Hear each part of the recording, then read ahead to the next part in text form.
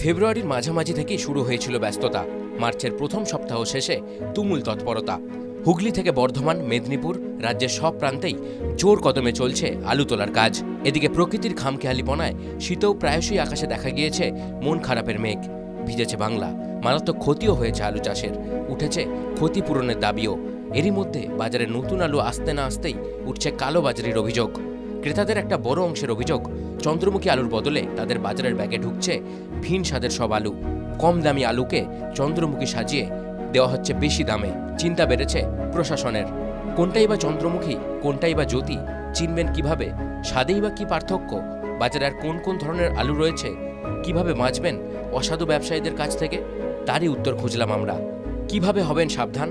হুগলির ধনেখালি থেকে আরামবাগ, তারকেশ্বর থেকে সিঙ্গুর, গুড়াপের বিস্তীর্ণ অংশে প্রতি বছরই ব্যাপক আলু চাষ দেখা যায়।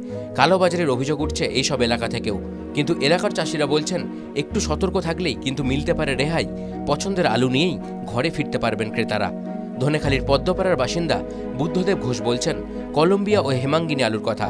তিনি বলছেন, জ্যোতি চন্দ্রমুখীর সঙ্গে বর্তমান বাজারে ভালোই দখল নিয়েছে এই দুই নতুন প্রজাতির আলু। 50 কেজি বস্তার এক বস্তা সদ্য মাঠ থেকে তোলা চন্দ্রমুখী এখন কোথাও বিক্রি হচ্ছে 750 টাকায়, কোথাও আবার বিক্রি হচ্ছে 800 টাকায়।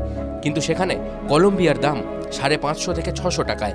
এই আলু দেখতে প্রায় চন্দ্রমুখীর মতোই, স্বাদও কাছাকাছি। কি বলছেন চাষিরা? ডান হাতেরটা চন্দ্রমুখী, এটা হচ্ছে কলম্বিয়া। এটা একটু গোলাকৃতি হয়, কিন্তু ওপরে ফিনিশিং দেখে অতটা বোঝা যায় না। আর এটা হলদে আকৃতি, এটা অনেক বেশি চকচকে, ওটা একটু কম। হেমাঙ্গিনী বা হেমা আলুও আবার বিকোচ্ছে চন্দ্রমুখী বলেই। ধনেখালির চাষিরা বলছেন, আমরা কিন্তু ঠকাতে চাই না, কিন্তু কিছু অসাধু ব্যবসায়ী সমস্যা তৈরি করছেন। হেমা কলম্বিয়াকে চন্দ্রমুখী বলে বিক্রি করছেন। অন্যদিকে জ্যোতি আলু এখন বস্তাপতি বিক্রি হচ্ছে 600 টাকার কাছাকাছি দরে। বাজারে আলু কিনতে গিয়ে কোনটা জ্যোতি বা কোনটা চন্দ্রমুখী তা বুঝতে গিয়ে বেগ পেতে হয় অনেককেই।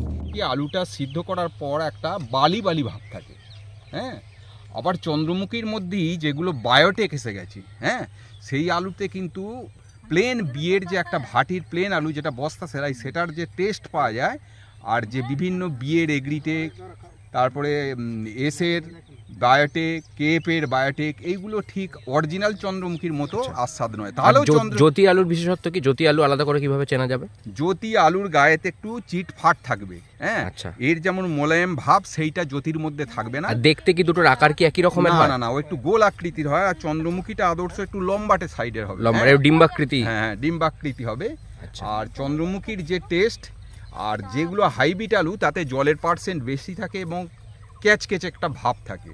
কিন্তু আমরা চাষিরা সেটাকে ঠকাতে চাই না, কিন্তু ব্যবসাদাররা যে মধ্যিখানে থেকে ফিনিশিং দেখিয়ে কলম্বিয়াকে, হেমালিনীকে এরা চন্দ্রমুখী হিসেবে বাজারে বিক্রি করে।